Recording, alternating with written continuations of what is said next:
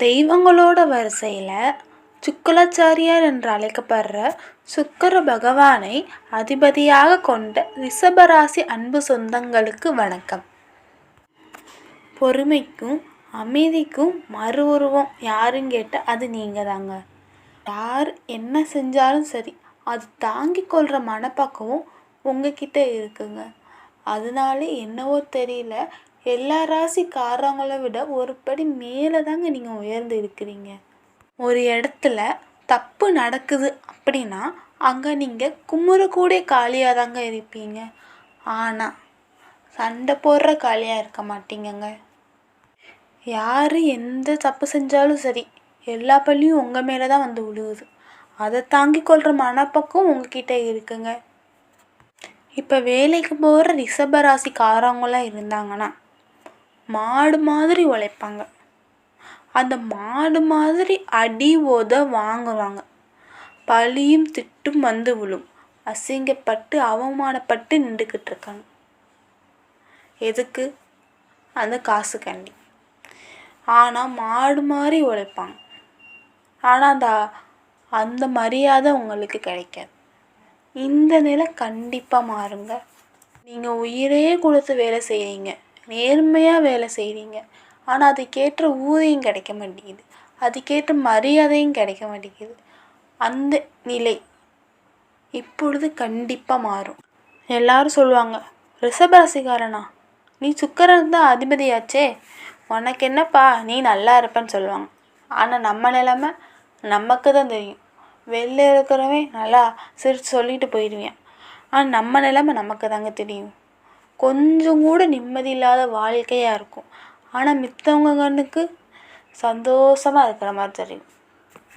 அந்த நிம்மதி இல்லாத வாழ்க்கையும் வெளி உலகத்துக்காக மறைச்சிக்கிட்டு சந்தோஷமாக இருக்கிற மாதிரி வாழ்கிறாங்கங்க. ஆனால் மனசுக்குள்ளே சந்தோஷமே இல்லை, அவ்வளவு வலிகள் இருக்குங்க.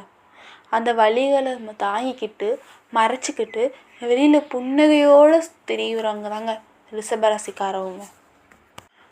நிறைய பேர் நிறைய துரோகம் வலிகள் எவ்வளவோ கொடுத்தாலும் ஒரு புன்னகையோடு அந்த பதிலை சொல்கிறவங்க தாங்க ரிஷபராசிக்காரவங்க. இந்த மாதிரி துரோகம் செய்கிறவங்க கிட்ட அதுக்கெல்லாம் நீங்கள் கவலைப்படாமல் நீ நல்லா இரு அப்படின்னு சொல்கிறனால தான் கடவுள் என்னவோ தெரியல உங்களை கொஞ்சம் நல்லா வச்சுருக்காருங்க. அப்படி தாங்க சொல்லணும். நீ நல்லா இரு அப்படின்னு சொன்னால் தான் சனி பகவானும் உங்களை நல்லா பார்த்துக்குவார். நீங்கள் அவங்கள கர்ம வினைகளும் நல்லா இருக்க மாட்டேன் அப்படின்னு சொன்னீங்கன்னா உங்கள் வாழ்க்கையும் நல்லா இருக்காது. இது 100% உண்மைதாங்க. உங்கள் எண்ணம் போல தான் உங்கள் வாழ்க்கையும் இருக்கும். அவங்க துரோகம் பண்ணிட்டாங்களா, நீ நல்லா இருன்னு சொல்லிவிட்டு அந்த இடத்த விட்டு விலகிட்டு வந்துடுங்க. அப்போ தான் உங்கள் வாழ்க்கையும் நல்லாயிருக்கும். அவங்க நீ நல்லா இருக்க மாட்ட, உன் வாழ்க்கையும் நல்லா இருக்காது அப்படின்னு சொன்னீங்கன்னா அதே மாதிரி தான் உங்கள் வாழ்க்கையும் நல்லா இருக்காது. அதனால் எப்பயும் அவங்க துரோகம் பண்ணிட்டாங்கன்னா சிரித்த முகத்தோட நீ நல்லா இரு அப்படின்னு சொல்லி வெளியில் வாங்க. கொஞ்ச நாட்களில் உங்கள் வாழ்க்கை நல்லாயிருக்கும், அவங்க வாழ்க்கை நல்லா இருக்காமல் இருக்கும். மேலும் மாணவர்களாக இருந்தீங்கன்னா படிப்பு விஷயத்தில் சொல்லவே தேவையில்லை, அவங்க சூப்பராக படிப்பாங்க. திறமை ஒழுக்கம் எல்லாத்துலேயும் 100% உயர்ந்து இருக்கிறவங்க தான் ரிஷபராசிக்காரவங்க. மேலும் சூரிய பகவான் அருளால் தலைமை பண்பு அதிகரிக்கும். தலைமை பண்பு வந்தாலே நம்மளுக்கு பொறுப்பு, திறமை, ஒழுக்கம் எல்லாமே வந்துடும். ரிஷபராசிக்காரவங்களுக்கு இந்த காலகட்டத்தில் யோகம் கொட்டி கிடக்கு. பதவி பலன்கள் அதிகரிக்கும். அரசு வேலையில் இருந்தீங்களா உங்களுக்கு ப்ரொமோஷன் பண்ணுவாங்க. அதான் மாடு மாதிரி உழைக்கிறீங்கன்னா அந்த இடத்துல உங்களுக்கு மரியாதை கிடைக்கும், ஊதிய உயர்வும் கிடைக்கும். அதான் சொல்கிறேன், இந்த காலம் உங்களுக்கு பதவிக்கான காலம். ஆன்மீகத்தில் கொஞ்சம் வளர்ச்சி காட்டுவீங்க. ஆன்மீக வளர்ச்சியாலேயே உங்களுக்கு செல்வம் அதிகரிக்க வாய்ப்பு இருக்குது. விவசாயம், நிதி, சொத்து நிலைத்து இருக்கும்.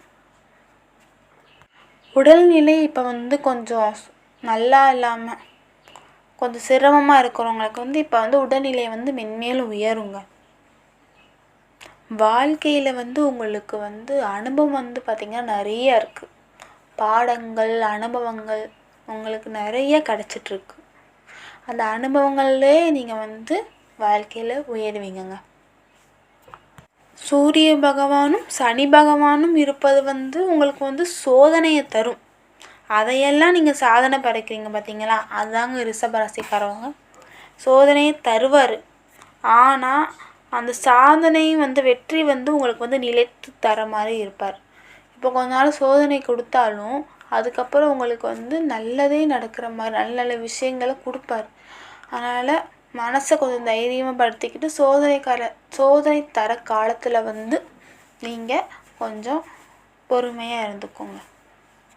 ரிஷப ராசிக்காரவங்க வாழ்க்கையில் 30 வயதுலேருந்து 50 வயதில் வரை இருக்கிறவங்க இருந்தாங்கன்னா மிகப்பெரிய சக்தி வாய்ந்த பலன்கள் கிடைக்கும் காலம்தான் இந்த காலம் அப்படின்னு சொல்கிறாங்கங்க. அப்புறம் 13 வயதுலேருந்து 20 வயதில் வரை இருந்தாங்கன்னா திறமையும் ஒழுக்கமும் உயரும் காலம்தான் அப்படின்னு சொல்கிறாங்க. அப்புறம் 5 வயதுலேருந்து 13 வயது வரை இருந்தாங்கன்னா கற்றல் கொஞ்சம் அதிகரிக்கும் அப்படின்னு இருக்குங்க. 50 வயதிற்கு மேற்பட்ட முதியவர்களுக்கு நிம்மதியான வாழ்க்கை கிடைக்க போகுது இந்த காலம். ரிஷபராசிக்காரவங்கனாலே சோதனையிலே ஊறி வளர்ந்தவங்க தாங்க ரிஷபராசிக்காரவங்க. அதையும் தாண்டி வெற்றி பெறவங்க ரிஷபராசிக்காரவங்க. தலைமை பண்பு அதிகரிக்கும். நான் ஏற்கனவே சொன்ன மாதிரி தலைமை பண்பு அதிகரித்தாலே பொறுமை, திறமை, ஒழுக்கம் எல்லாமே அதிகரிக்கும். தலைமை பண்பில் இந்த 3மே ஒன்று சேர்ந்து தாங்க இருக்கும். கணவன் மனைவி இருந்தீங்கன்னா சண்டை இருக்கும், ஆனால் எப்போவுமே சண்டை இருக்கும். ஆனால் இந்த காலகட்டத்தில் ஒருத்தவங்க விட்டு கொடுத்துட்டு போவாங்க, விட்டு கொடுத்துட்டு தான் போகணும். அதனாலே நெருக்கம் அதிகரிக்கும்.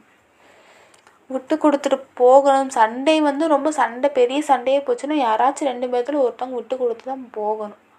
அதனால் இந்த காலகட்டத்தில் ஒருத்தவங்க விட்டு கொடுத்து போகிறதுனால உங்களுக்கு நெருக்கம் அதிகரிக்கும். மேலும் 30 வயதுக்கு மேலே இருப்பீங்கன்னா யோகம்தான் இந்த காலகட்டத்தில். யோகம் உங்களுக்கு கொட்டி கிடக்கு, லாபமும் உங்களுக்கு கொட்டி கிடக்கு. அதை சரியான வழியில் பயன்படுத்த பாருங்க. உடல் ஆரோக்கியம் பொறுத்தவரை சனி பகவான் சூரிய பகவான் ரிஷபராசியில் இருக்கிறதுனால கால்வலி, கைவலி, மூட்டு வலி கொடுத்துட்டு அப்புறம் சரி செய்வார். அதனால் நீங்கள் யோகா, தியானம், மூச்சு பயிற்சி அந்த மாதிரி எக்ஸசைஸ்லாம் பண்ணி பாருங்கள். முக்கியமாக சூரிய நமஸ்காரம் செய்யுங்க. ஆன்மீக சிந்தனை உங்களுக்கு அதிகரிக்கும். ஆன்மீகம் சிந்தனை உங்களோட நீண்ட ஆயுளுக்கு வழி சேர்க்கும். பிள்ளைகள் இருந்தாங்கன்னா பிள்ளைகள் மூலம் உங்களுக்கு பெருமை சேரும் காலம் கட்டுந்தாங்க இது. ஏழை எளிய மக்களுக்கு உதவி செஞ்சீங்கன்னா உங்களோட 7-8 தலைமுறையும் அந்த புண்ணியத்தால் வாழுங்க. உங்களால் முடிஞ்ச சிறிய உதவி ஏழை எளிய மக்களுக்கு பண்ணுங்க, ரொம்ப நல்லதுங்க. சூரிய பகவானை வழிபாடு செய்வது ரொம்ப நல்லதுங்க. தினம் காலையில் சூரிய நமஸ்காரம் செய்யுங்க. செம்பருத்தி பூ வைத்து சூரிய பகவானை வழிபாடு செய்வது ரொம்ப நல்லது. இந்த மாதம் பார்த்திங்கன்னா ஆவணி மாதம், அதனால ஞாயிற்றுக்கிழமை ஆவணி ஞாயிற்றுக்கிழமை சூரிய பகவானுக்கு உகந்த நாள் அப்படின்னு சொல்லுவாங்க. அதனால் சூரிய பகவானுக்கு ஆவணி ஞாயிற்றுக்கிழமை காலை எந்திரிச்சு குளித்து சூரிய பகவானை வழிபட்டால் உங்களோட குடும்பம் விருத்தி அடையும் அப்படின்னு சொல்லுவாங்கங்க. அதனால் ஆவணி ஞாயிற்றுக்கிழமை மிக சிறப்பான நாள். காலைல எந்திரிச்சு சூரிய பகவானை வழிபட்டால் உங்கள் குடும்பம் விருத்தி அடையும், நல்லதே நடக்கும். மேலும் சனி பகவான் தாழ்மையை கொடுத்தாலும் சூரிய பகவான் நம்பிக்கையை கொடுப்பார். நீங்கள் நீதி நேர்மைக்கு உறுதுணையாக இருந்தீங்கன்னா சனி பகவானும் உங்களுக்கு உறுதுணையாக இருப்பாங்க. அதில் எந்த மாற்றமும் இல்லை. அப்புறம் பிரிவுகள் இருந்தால் ஒன்று செய்யக்கூடிய நேரம் இது. சொந்தங்கள், நண்பர்களில் பிரிவுகள், சண்டைகள், சச்சரவுகள் இருந்துச்சுன்னா இந்த காலகட்டத்தில் ஒன்று சேரக்கூடிய நேரம் தாங்க இது. ரிஷப ராசிக்காரவங்க சோதனை மூலம் வாழ்க்கையில் சிகரத்தை அடைவாங்கங்க.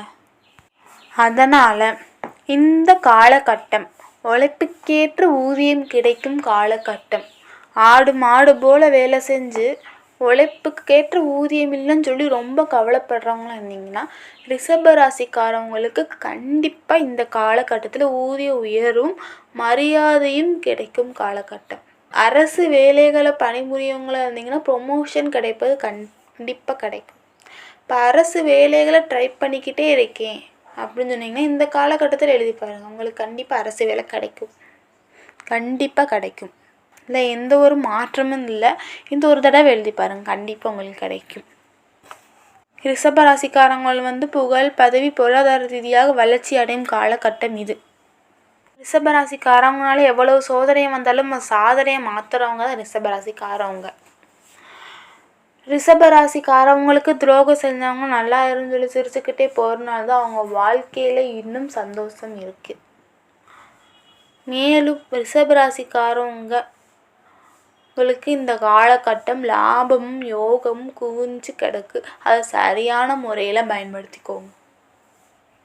உடல்நிலையில் அக்கறை கொள்வது ரொம்ப நல்லது. சனிக்கிழமையில் சனி பகவானை வழிபாடு செய்யுங்க. ஞாயிற்றுக்கிழமையில் சூரிய பகவானை வழிபாடு செய்வது ரொம்ப நல்லதுங்க.